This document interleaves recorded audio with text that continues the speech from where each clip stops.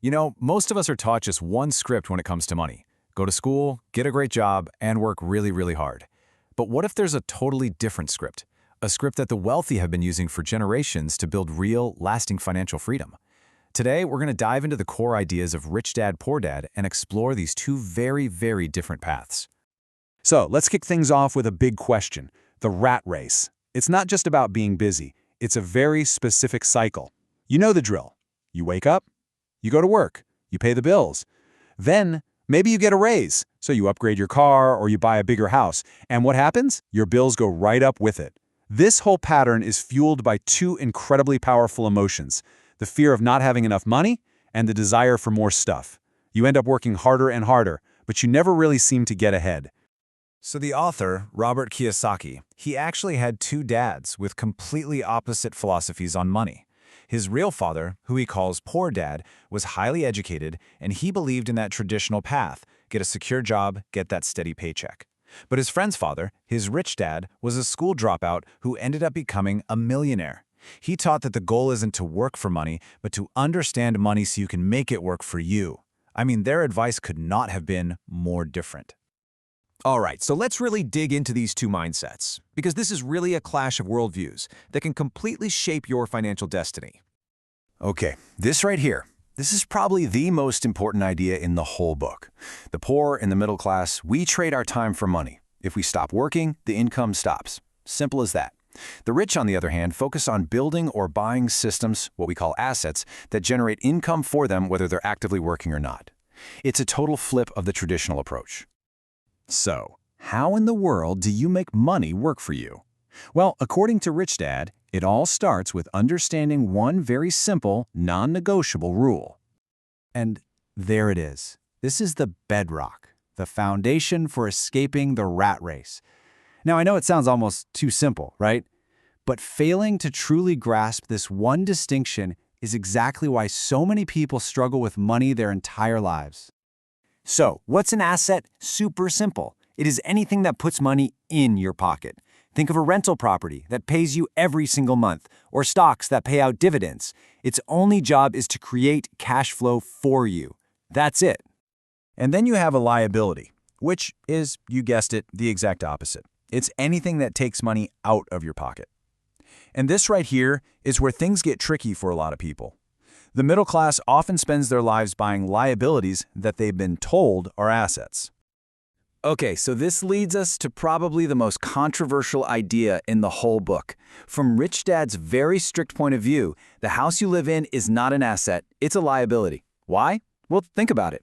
Every single month, it takes money out of your pocket for the mortgage, for taxes, insurance, repairs. It doesn't generate income. Now, a rental property you own, that's an asset, but your primary home is a liability.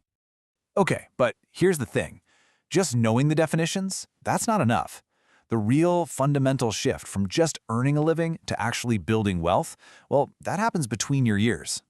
Money comes and goes. A paycheck can disappear tomorrow. But your financial intelligence, your ability to solve problems, to see opportunities, that's the one asset that can build you wealth over and over and over again. Seriously, investing in your own financial smarts, that's the best investment you will ever make.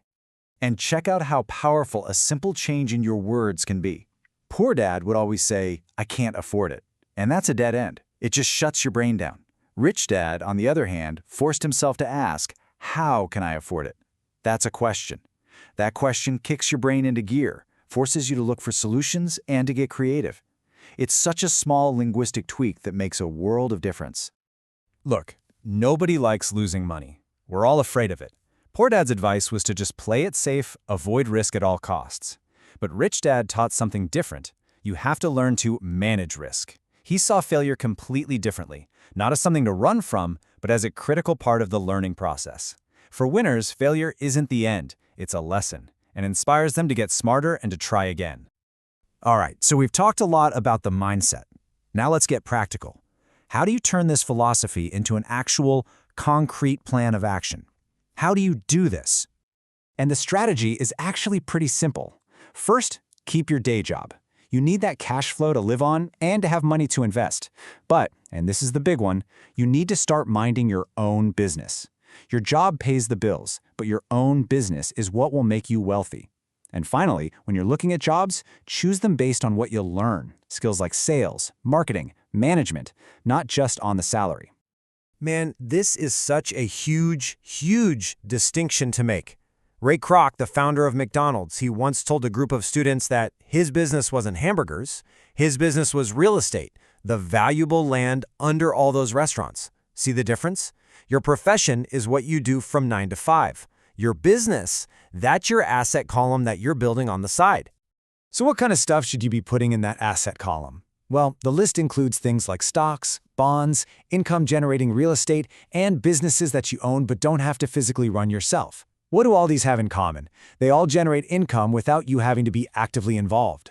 The goal is to build this column up until the income it produces covers all of your expenses. That's freedom. All right, let's talk about one of the biggest secrets the rich use to really speed things up. And it's not some hot stock tip, it's a legal structure, the corporation. And it offers absolutely massive advantages in both taxes and in legal protection. Okay, just look at how the money flows differently here. As an employee, you earn money, the government immediately takes its share in taxes, and then you get to spend whatever is left over. But a corporation gets to earn money, spend it on legitimate business expenses, things like cars, travel, meals, and then it pays taxes on whatever profit is left. Just flipping that order around, it's an absolute game changer. So really, it all comes down to this. Building wealth isn't about one big lucky break. It's about the small, consistent choices you make every single day with your time, with your money, and with what you choose to learn. This really sums up the two paths, doesn't it? The rat race, it's like leaky bucket. Your salary comes in and flows right back out to pay for expenses and liabilities. But the path to wealth, that's a virtuous cycle. Your assets generate income, you use that income to buy more assets, which then generate even more income. It's a self-perpetuating cycle of growth. So what's the one habit that keeps this cycle going? It's simple. Pay yourself first. This means before you pay your landlord, before you pay your credit card bill, before you pay anyone else, you take a piece of your income and you put it directly into your asset column. Now, the pressure from those other bills still needing to be paid, that pressure actually forces you to get creative, to find new ways to make money, and it strengthens your financial muscles. So I want to leave you with a final question to really think about. When you look at your own financial life, what is it truly built around?